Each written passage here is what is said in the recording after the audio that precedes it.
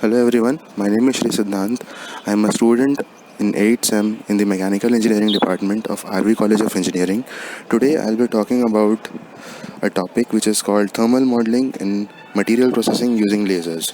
The lasers were first introduced in the year 1960, and since then they have been used rapidly in the manufacturing industry. The main advantage of using a laser in the manufacturing processes is that they have very high precision along with very high controllability in the energy transfer. So a laser can be utilized for a large number of manufacturing processes which include welding, surface hardening, cutting, additive manufacturing, etc. Laser stands for light amplified stimulated emission of radiation. So for the generation of laser, an atom is bombarded with a photon. So under the influence of the photon, by absorbing the energy, the electrons of the atom rise to an excited state, but they cannot stay in the excited state for a long duration of time because because higher energy states are unstable. So the electrons come back to the lower energy state after spending some time in the higher energy state. While the electron gets de-excited to a lower energy state, it releases a photon. So the emitted photon is identical in all aspects to the incident photon. So this gives rise to two photons.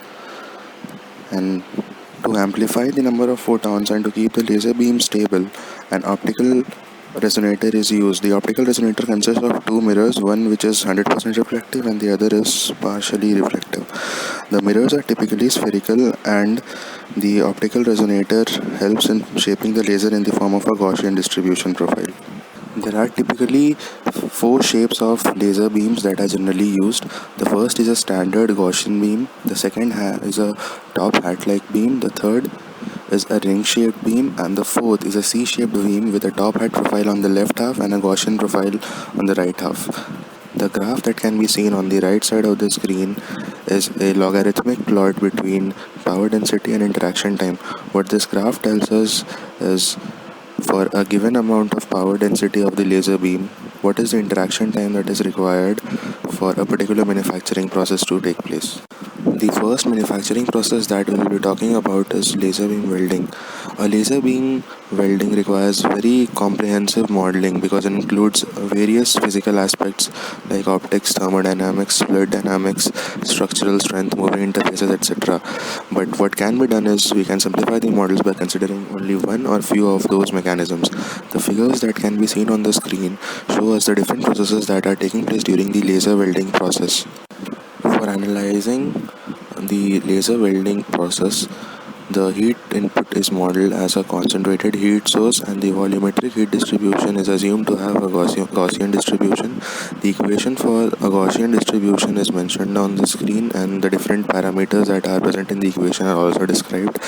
The visual representation of the Gaussian distribution is shown in the central part of the screen.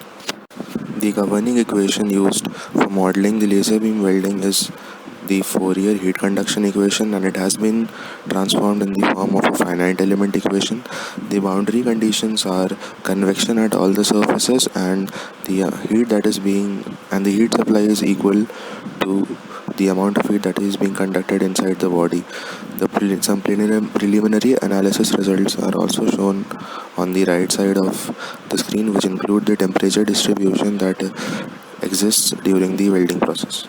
The shape of the weld pool during laser welding process is influenced by a parameter known as Marangoni convection. Marangoni convection is a phenomenon in which the fluid flows towards a region in which there is lower surface tension. So depending on the temperature field and surface tension gradients, the flow direction at the surface can be radially directed outwards or inwards, and this alters the shape of the weld pool. And this phenomenon can be observed on the left half of the screen. Numerical CFD simulations have been performed, and then they show us the influence of Marangoni convection on the weld pool shape, and the results of the simulations can be seen on the screen. The next manufacturing process that we will be talking about is laser beam machining. The main advantage of using a laser beam for machining operations is the high energy density, the low area of heat affected zones, and the reduction in the number of finishing operations that is required for the product. So In this process, the material is removed by mainly three operations. First one being melting, then vaporization, and then chemical degradation, where the substance bonds break, causing corruption of materials. The laser is modeled having a Gaussian distribution, and the equation for intensity can be seen on the screen. The governing equation is the Fourier law of heat conduction. The boundary conditions that are used for the analysis are a constant temperature initial condition, and the temperature is uniform initially throughout the body, and a second boundary condition is the heat flux is equal to the amount of heat that is getting lost due to convection from the body. The equations for thermal stress and equivalent to 1 mass stress are mentioned on the screen. The finite element formulation has been done for the laser beam machining. The formulation consists of a global equation for thermal analysis and a global equation for mechanical analysis. The equations can be seen on the screen.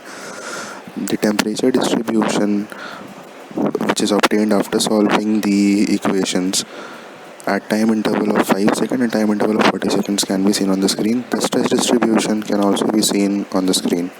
The next manufacturing process that we'll be talking about is laser beam additive manufacturing. Lasers are widely used in metallic powder bed additive manufacturing process. Due to the complexity of the thermal transport within the powder bed, an effective thermal conductivity is introduced. The effective thermal conductivity is a metric to model conduction, convection, and radiation between the particles in the powder bed. As it's a powder bed and not a solid body, we cannot use direct formulas or values of thermal conductivity. So effective thermal conductivity has to be introduced, and the equations for the effective thermal conductivity can be seen on the screen, and the different parameters are also described on the screen. So various studies have been carried out for the different power beds like TI6AL4V, SS316L, and Aluminium 7075. From the analysis results that can be seen on the screen, we can see that the titanium alloys have a very large trail of higher temperatures as compared to the stainless steel and aluminum alloys. This is due to the fact that titanium has a higher absorptivity and a lower value of effective thermal conductivity. Due to this reason, it absorbs a large amount of heat from the laser, but it cannot conduct that heat effectively. So we have a larger region with a higher temperature as compared to the stainless steel and aluminum powder beds.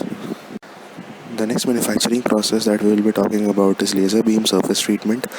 The direct diode laser application has been found useful in the localized heat treatment of metal parts because of its wider beam and more uniform energy distribution with respect to other lasers like with Gaussian-like energy distribution.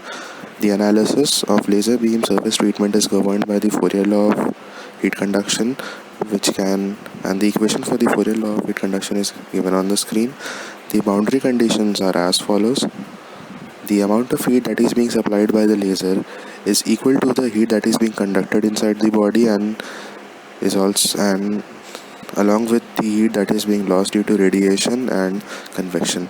The total strain increment can be written as the sum of the individual strain increments such as the elastic strain increment, the plastic strain increment, the thermal strain increment, and the strain increment due to change in volume. And the last component is ignored in this study as the value is very less compared to the other strain increments. The figure shown on the left half of the screen shows the temperature contours at 4 different time instances. For the top surface of a heat-treated coupon with a laser scanning speed of 20 mm per second, a continuous 3-track scanning mode was selected for the laser heat treatment. The effect of the overlapping ratio was also observed. From the micrographs that can be seen on the right half of the screen, we can clearly observe that with an increase in the overlapping ratio, the depth of the martensite formation in case of a ferrous based component increases with an increase in the overlapping ratio, and this increases the tensile strength and the compressive strength. The overlapping ratio stands for the percentage of the area that the laser covers once again during its second pass. With this, I come to an end to my presentation, and I would like to thank our department for giving me the opportunity to research on such an interesting topic. I learned a lot, and I'm sure it will be helpful in my future endeavors. Thank you.